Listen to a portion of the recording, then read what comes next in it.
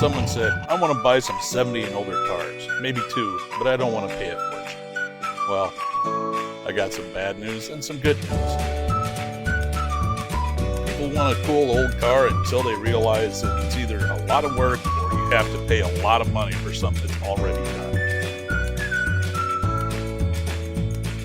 What is your quest? To seek the Holy Grail.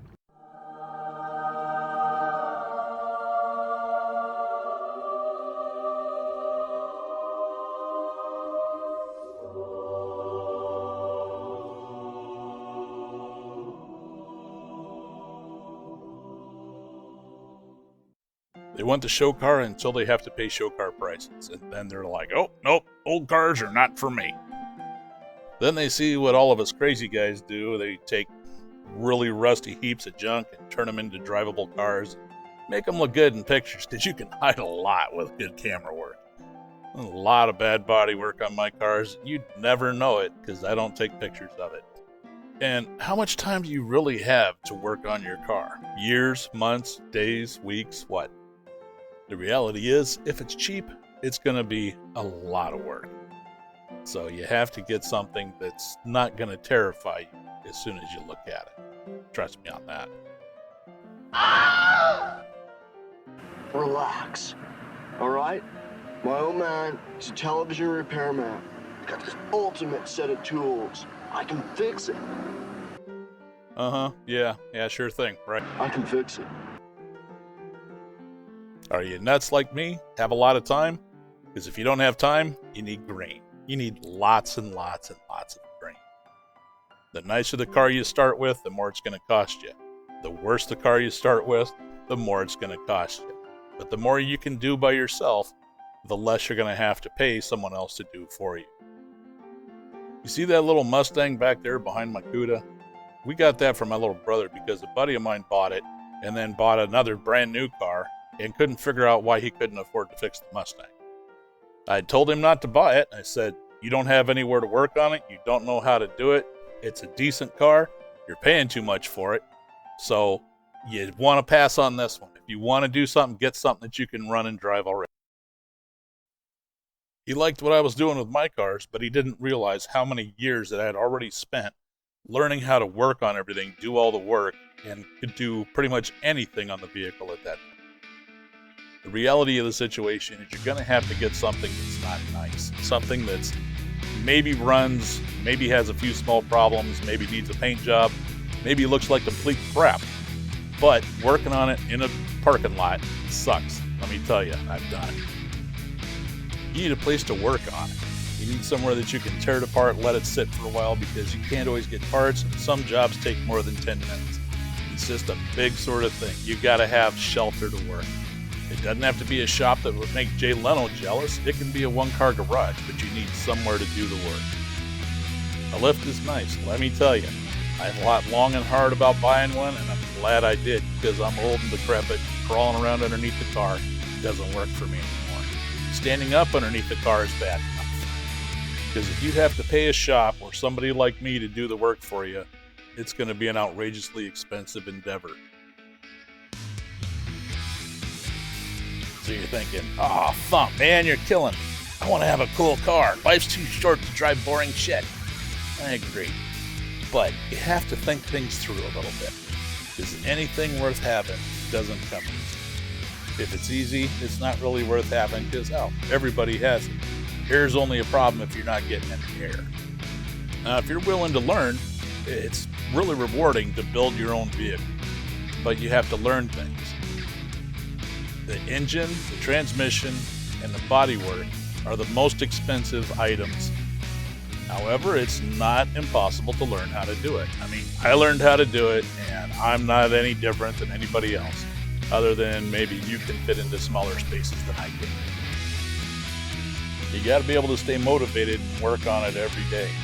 Most people just get burned out, they get it to this point, and they realize just how much work it's going to be to get this thing running again, and they quit, and then they sell it, and then somebody like me buys it and turns it into something nice. Well, there's a few things you can do. Buy an off-brand, something that's not one of the popular cars. Don't get a GTO or a Chevelle, or, well, Mustangs, there's lots of those. You can kind of find them in decent shape. Cudas, forget it. Most Mopars, forget it, because those guys are nuts. They want a fortune for the cars that they have. And if you're going to buy one as nice as this, you're going to pay a lot of money for it, believe me. Now, if you got the money, knock yourself out. Just go buy the car that you want to buy. Even if it's not the most popular one, just get what you want to get and enjoy it. Just drive it. But if you're like me, you don't have a lot of money, you got a lot of time, it's going to depend on what you're willing to learn and do. You might have to give up watching that special show at night so that you can go out and work on the car. I haven't watched TV in 30 years. That's how I get so much done on cars. I kind of do things on hard mode. I like to get a rolling shell, a car that doesn't have anything on it, and then I go from there. I build my own engine, my own transmission. I rebuild the suspension and the brakes and do whatever I want with the body. Doing it the way that I do it is going to be very difficult for your average guy because, one, you don't have a bunch of parts laying around. You don't have the network all set up, ready to tell you where parts are and find things for you. So you're going to have to find it all yourself. You'll have to find parts on top of doing all the work. And that's why most people lose motivation and just say, you know what, screw this. I'm going to go watch TV. Watching Game of Thrones or Dancing with Whoever does not get your car built. You have to actually put in the work and go do it. So I suggest you get something that actually runs and drives and doesn't cost a fortune. Pickups are kind of cool right now. Bill sold this one for like $2,500. It ran, it drove, it needed a couple of things like brake lines. No big thing. And while it's a minty show-ready vehicle to me, it's probably not something that you would be like proud of owning unless you were kind of deranged like I am. This Cutlass I'm doing ran, drove, had spongy brakes, but it would stop. It only stopped driving a few months before it came to me to get work done. It had some issues that needed to be addressed, like the cowl, but that can be done with a lot less drama than it probably looks. It looks a lot worse than it is, but they sell the part that goes on there. All you have to do is cut it all out and weld it back in. Yeah, I know. I'm saying just cut it out and weld it back in, and I do whole quarters and entire cars. Yeah, you can learn. I'm going to harp on the trucks a little bit because trucks are fun, they're utilitarian, and you can pick them up relatively cheap, and they are silly easy to work on. Just crazy. Everything on bolts, not a lot of welding. I mean, I like trucks just as much as I like cars. And, you know, I got a lot of trucks around here right now because I have some trucks I got to build.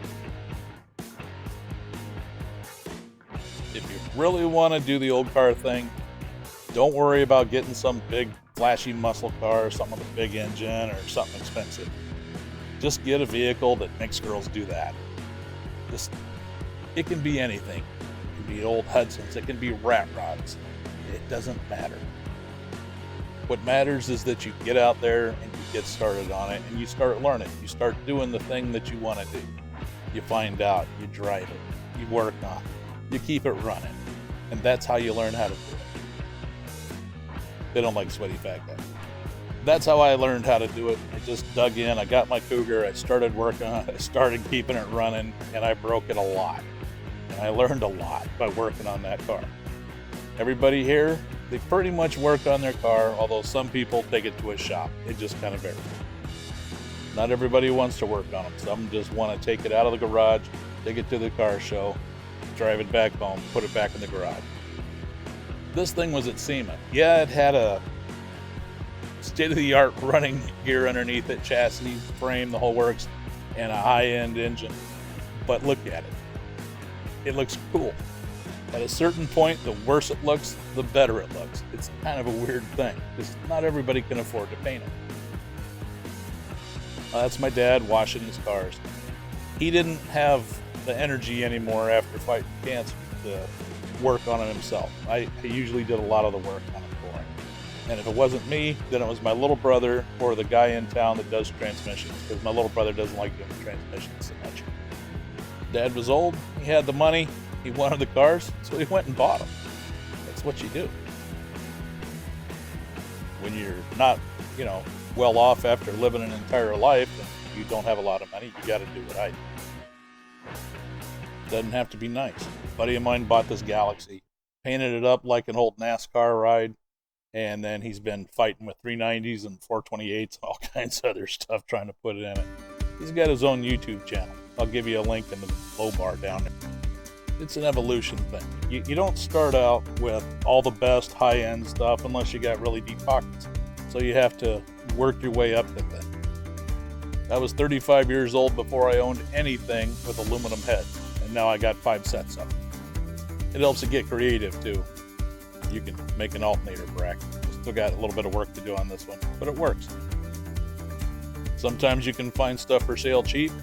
Sometimes you can't. It just depends. I'm always looking for stuff, so everybody knows that when they see Pontiac stuff, my friends let me know about it.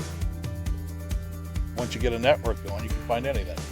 This little unit's going on another 65 I got that everybody thought was too rusty. Actually, this is a pretty good case for a starter vehicle. Wouldn't have taken a whole lot to make it run, except it had a stock 326 on it. And a little bit of rust, but the interior was really nice. It's the interior that I put in the 65 Go. That's the whole reason I bought the car. I paid $1,500 for it, and the guy said, it's too rusty. I don't think I'm going to do anything with it. I was like, man, you need to sell me that so I can get parts off it. Only agreed to sell it to me for what he had in it, and I drove 8 hours down to Flint, loaded it up, drove 8 hours back. And, just a set of wheels made the car look totally different. I really should have left it like that and just kept driving it, or got it driving, fixed all the stuff that was wrong with it, because that's kind of cool now. But Project Creep, I decided, let's make it kind of nice so that I can show them how easy it is to take a supposedly too rusty vehicle and turn it into something cool that I can drive. And then I got divorced and it kind of languished a little bit. But the concept was sound. And I did it as cheaply as I possibly could. It came out okay. I put some single stage enamel on it. It cost me like $200 for all the paint, primer, and all that stuff, so it wasn't too bad. A car like this would be good for a beginner. There's a little bit of rust, but not so much that it's insurmountable or needs a frame off or anything like that. It came out pretty decent considering what I put into it. It was like a $400 paint job total. My plan for this one, I'm going to put a straight axle under it, put a dual quad 455 under the hood. That's where that intake's going. And I'm going to turn it into a nice cool gasser. It's going to be pretty freaking cool. And I'm going to paint it so it looks just like the other 65. Same wheels, same paint, everything. If you apply yourself, take the time and do it, you could build this car, something like this, for about $3,000. You get it cheap enough. I paid $1,500 for it. You can make this into a cool driver pretty cheap, or you can just leave it alone, not do all the body work like I did, and just run it just like it was, because it was kind of a cool car. You just needed a couple extra parts. Still, it's going to be work, and it's not going to be the nicest thing, but it'll be yours. And yeah, they're still out there. You can still find them. This Le Mans was $300, and I pulled it out of a pasture back in 2014. You can still find them. Sure, it had broken suspension parts and didn't have an engine, but if you really, really, really want it to happen, you'll make it happen. Because I have a whole bunch of parts laying around, I did all of this for less than $4,000. And it moves pretty good. It's kind of a scary little ride. So, well, you might have a taste for something really high-end or really nice, perfect paint and everything. Those are kind of pricey, so you're not going to get into a budget. So the only thing I suggest is stay the hell away from things like I build, like this, because this is beyond most people. Something of this magnitude takes a crazy guy with a lot of special skills. There's no way around it. Your average guy would never even get close to completing this thing. But pick up a driver, something that needs a little bit of work, just your typical old beater, and have at it. Dig in, have fun, and if you get bored of it, sell it to somebody so it can rust in their yard. I don't usually sell my project vehicles because if it's not rusting in my yard, it's just going to rust in theirs, and most everything I have is so far gone, nobody in their right mind will do it. And it should be apparent right now that I'm not in my right mind. Jimmy would probably be wondering, What the hell's wrong with you? Why are you so stupid? Huh? Because I am, Jimmy. Because I am. I'm just that way.